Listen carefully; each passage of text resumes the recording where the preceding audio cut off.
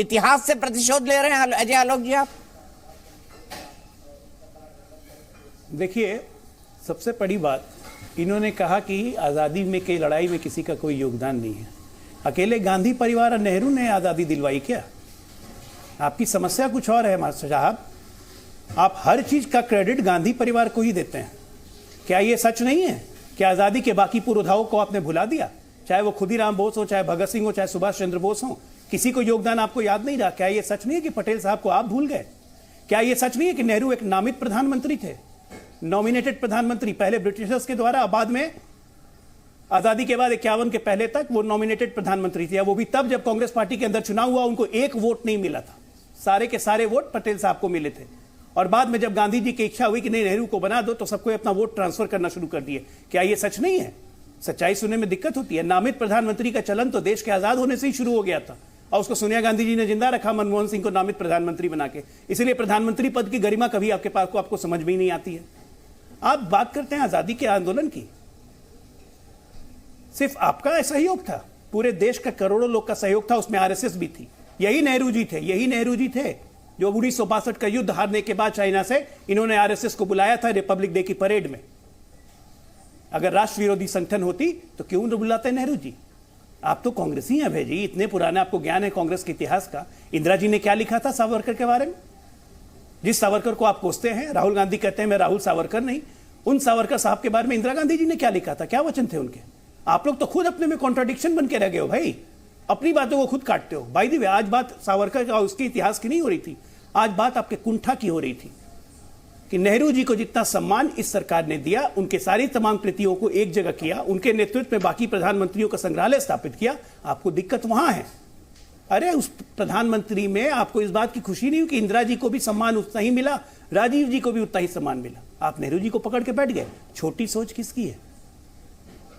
अगर हमें कुछ करना होता तो उन लोगों का सबका नाम हटा देते ना, लेकिन नहीं, हम उस जगह को, तीन मूर्ति मार्ग को, हम उसे लोकतंत्र का घर मानते हैं, और वहां पे उन लोगों को हमने स्थापित किया है ताकि देश की जनता ऐसे ऐसे नायकों को आके देखे जिन्होंने लोकतंत्र का कभी कभी प्रतिनिधित्व किया इस देश को।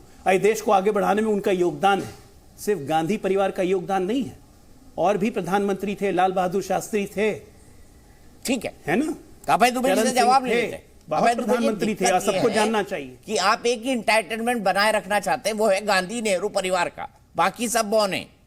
क्या ये सोच सही है? और दूसरी बात, जो नेहरू जी का जो म्यूजियम है, जिस घर में वो रहा करते थे, वो वैसा का वैसा ही है। उनकी छड़ी भी वहीं रखी है, उनकी चश्मा भी वहीं रखा है, उनकी सब चीजें वैसी रखी हुई है, उनकी टोपी भी रखी हुई है। क्योंकि मैं गया हूं वहां पे, कई बार गया हूं, और मैं आपसे जानना चाहता हूं, अगर उसमें और प्रधानमंत्री जुड़ गए या नेहरू से प्रधानमंत्री उसका नाम हो गया, तो किसी के नाम पे तो है नहीं, ये देश के नाम पे है ना भाई। दीपक जी, नाम हटाया गया, चिंता उस बात की है। ये मैंने इसीलिए कहा इतिहास से प्रतिशोध ले रहे हैं। ये बड़े तथ्य गिना रहे थे मुझे कि पंडित नेहरू ने क्राउन की, भारतीय जनता पार्टी के कई प्रवक्ताओं को सुनता रहता हूं, अनर्गल बातें करते हैं, क्योंकि इतिहास पढ़ा नहीं है, इतिहास से प्रतिशोध लेते हैं ना। श्यामा प्रसाद मुखर्जी ने किसकी शपथ ली थी? श्यामा प्रसाद मुखर्जी कौन सा चुनाव जीत कर आए थे? बता दो भैया मुझको जरा। अगर आप कहते हो क्राउन की शपथ ली थी, तो हमने जो एक्ट था 1935 का प्रोविजनल एक्ट, उसको एडॉप्ट किया था कांग्रेस पार्टी ने जब पहली सरकार बनाई थी, और ये तय किया था कि जब तक हम अपना खुद का संविधान नहीं बना लेंगे, जो 26 जनवरी 1950 को हम लोगों ने लागू किया, तब तक हमारी संविधान सभा, कंस्टिट्यूएंट असेंबली उसको ड्राफ्ट करेगी।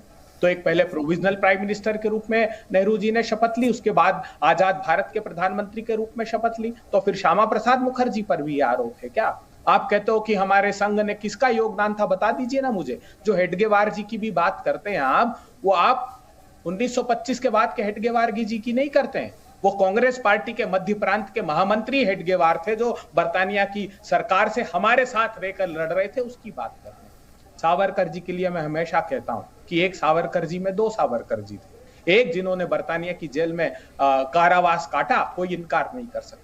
लेकिन क्या यह सच नहीं है कि भागलपुर के जिस प्रांत से आप आते हो, 1941 में उसके अधिवेशन में उन्होंने सुभाष चंद्र बोस जी की जो सेना बर्तानिया के खिलाफ लड़ रही थी, उसमें उद्घोष किया था कि मैं देश के युवाओं से आग्रह करता हूं कि बर्तानिया की फौज में भर्ती हो जाओ। उन्होंने ही मध्य प्रांत में और सिंध प्रांत में मुस्लिम लीग के साथ सरकार बनाई और उस समय मुस्लिम लीग ने प्रस्ताव पारित किया उस हिंदू महासभा की मौजूदगी में कि हम पाकिस्तान, अलग पाकिस्तान का देश चाहते हैं, उसके बावजूद आप लोग सरकार में रहे। ये कांग्रेस पार्टी का इतिहास नहीं है काला मेरे दोस्त, याद रखिएगा। हम ये कह रहे हैं कि उन अटल बिहारी वाजपेयी जी से श्रद्धा पूर्वक कहता हूं, सीख लीजिए। जिन्होंने कहा था, दीपक चौरसिया जी भली भांति जानते हैं कि मैं एक बार कॉरिडोर से निकल रहा था पार्लियामेंट के और मैंने देखा पंडित नेहरू की तस्वीर हटा दी गई है। तब मैंने बुलाकर कहा कि पंडित नेहरू की तस्वीर यहां रहनी चाहिए। और अटल जी यही नहीं रुके, उन्होंने कहा कि पंडित नेहरू इतनी सदाशयता रखते थे कि मैंने एक बार पार्लियामेंट में उनकी आलोचना की कि आप में चर्चिल भी है और चैम्बरलिन भी है। उन्होंने नाराजगी व्यक्त नहीं की। शाम को एक बार एक डिनर में मिले और मुझे कहा कि अटल आज तुमने बहुत अच्छा भाषण दिया है। तो ये विनम्रता और सदाशयता थी पुराने युग के नेताओं में। इसलिए आडवाणी जी ने लिखा था 2013 में एक चिट्ठी लिखी थी कि ये नानाजी देशमुख, अटल बिहारी वाजपेयी, पंडित दीनदयाल उपाध्याय की भारतीय जनता पार्टी नहीं रही। तो एक निजी हित साधने के लिए कुछ लोग आ गए, माफ कीजिएगा, ये मोदी जी के लिए उन्होंने चिट्ठी लिखी थी मेरे दोस्त। तो हम चाहते हैं कि आप प्रतिशोध नहीं लें, जो अच्छा इतिहास में है उससे सीखें। और आप जो कह रहे हैं गांधी परिवार नहीं परंपरा है, त्याग और बलिदान की देश पर। परिवार नहीं है, ये विचारधारा है, वंश नहीं है ये, जिसने देश को समृद्धि और विकास दिया है मेरे दोस्त, याद रखिए। एक क्विक जवाब अजय आलोक आपका, फिर मैं बाकी पैनलिस्ट के पास जाऊंगा। पहले तो गांधी है नहीं, उधार के गांधी हैं। फिरोज गांधी थे, गांधी उन्होंने बाद में जोड़ा था गांधी जी से पूछ के। ये तो इतिहास आपको भी पता होगा मेरे से ज्यादा, इसलिए गांधी का ज्यादा विवरण मत कीजिए, उधार के गांधी हैं। दूसरी बात, आप जो इतना ज्ञान बखार रहे हैं, आज एक सिंपल सवाल आपसे पूछ रहा हूं, एक छोटा सा सवाल, उसका जवाब दे दीजिए। कब अंतिम बार राहुल गांधी, प्रियंका गांधी या सोनिया गांधी तीन मूर्ति भवन कब गए थे? या आप अभय दुबे अंतिम बार तीन मूर्ति भवन कब गए? जवाब ले, जो इतना दर्द हो रहा है नेहरू का नाम बताने से। अगर गए हैं, नहीं एक मिनट खत्म कर दूं, अगर गए हैं उसमें, तो उसमें फोटो लगी हुई है नेहरू जी की, कि नेहरू जी जब जेल में रहते थे तो किस तरह से नेहरू जी जेल में रहते थे ना, वहां पे फोटो लगी हुई है, वो देखा होगा आपने।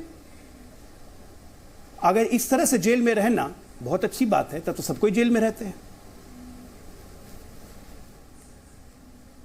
दीपक जी, इनको कहिए, इनके विरासत जो इनको मिली है वो आजादी के संघर्ष की नहीं है। 9 बार पंडित नेहरू 9 साल तक बर्तानिया की जेल में रहे और सश्रम कारावास में भी रहे। समझ नहीं, वही जेल के अंदर फोटो कैसी है, जेल के अंदर कैसे रहते हैं उसकी फोटो लगी हुई है, जाके देखिए ना। एक दिन जेल गुजारने का दीजिए तो सही। श्यामा प्रसाद मुखर्जी, पंडित दीनदयाल उपाध्याय, आडवाणी जी, अटल बिहारी वाजपेयी नौजवान थे आजादी के आंदोलन में। 9 साल जेल में रहने का अर्थ जानते? पढ़िए एक बार इतिहास ढंग से आप उसका। और जो बार बार आप मुझसे पूछते हैं कौन बहुत गया, इतिहास पढ़ा है, मैं तो उसी नेहरू भवन की बात कर रहा हूं भाई, तीन मूर्ति भवन की।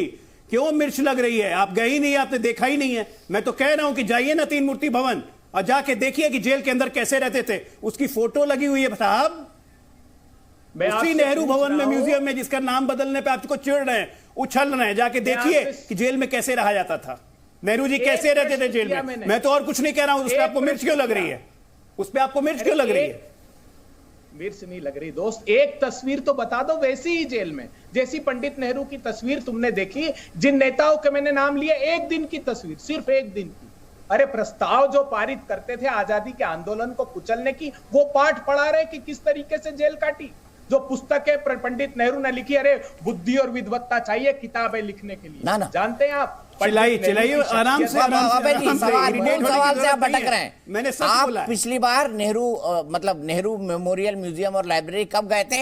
राहुल जी आखिरी बार कब गए? प्रियंका जी कब गई और सोनिया जी कब गई? बताइए। अरे 10 बार गए दीपक चौरसिया जी। ये क्या सोचते हैं कि नाम बदल लेंगे तो इतिहास बदल देंगे पंडित नेहरू का? अरे नाम क्यों बदला? रखते सारे प्रधानमंत्रियों का उसमें, लेकिन नाम हटाने से आपकी मंशा जाहिर होती है। प्रियंका कब गए थे? जैसे आप उस ये लोग गए ही नहीं है, एक कांग्रेसी जाके देखा नहीं है। तो आप क्या सोचते हैं कि नाम हटा करके आप उनका कद छोटा कर देंगे?